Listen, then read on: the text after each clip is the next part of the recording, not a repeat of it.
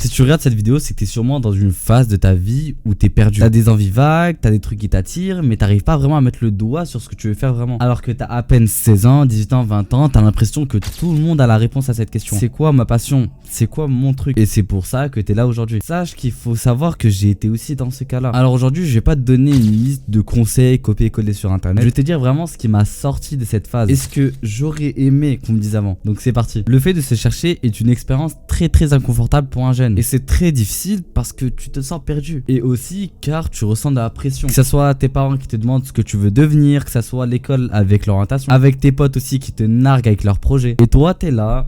Tu vois, tu fais rien, tu t'oses même pas répondre et t'as même des moments de doute et tu pars du principe que c'est peut-être toi le problème. T'es peut-être en retard aussi, bref. Mais avant que je te donne la solution, pense à t'abonner. Voilà, en vrai, je t'ai mis l'abonné. Et n'hésite pas à liker si cette vidéo t'aura aidé dans ta vie. Le truc que personne te dit, c'est que t'as des personnes 2 fois plus âgées que toi, de genre 35 ans, 40 ans, qui se cherchent encore et encore. Donc non, le fait de se chercher à n'importe quel âge n'est pas un échec en soi, c'est normal. Mais le problème, ce n'est pas de se chercher, c'est le fait de rester immobile. Ok, en faisant rien, en attendant que la réponse vienne comme ça. Personnellement, la seule chose qui m'a aidé, c'est le fait d'expérimenter. Donc voilà, pensez pas à réfléchir, à vous casser la tête, expérimenter. La passion va pas venir comme ça parce qu'elle se trouve tout simplement dans l'action. Si toi t'as envie d'essayer le business, le sport, le code, le dessin, eh bien va expérimenter, voilà, lance-toi. Même si au début c'est bizarre et inconfortable, même si t'es nul, c'est justement cet inconfort là qui te ramène quelque part. Donc c'est exactement ce que j'ai fait. Je me suis cherché, j'ai expérimenté.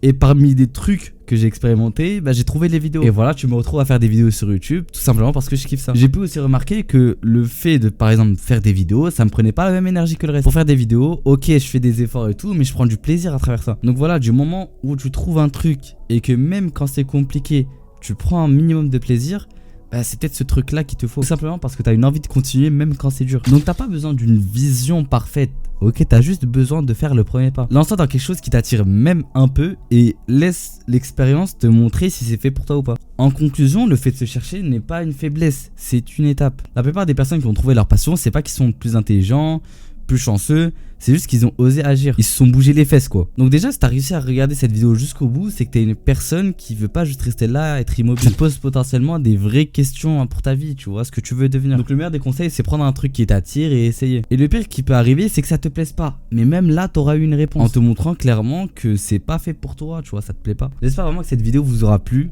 Si c'est le cas, n'hésitez pas à liker et à vous abonner. On se voit très bientôt, prenez soin de vous, c'est important. Peace.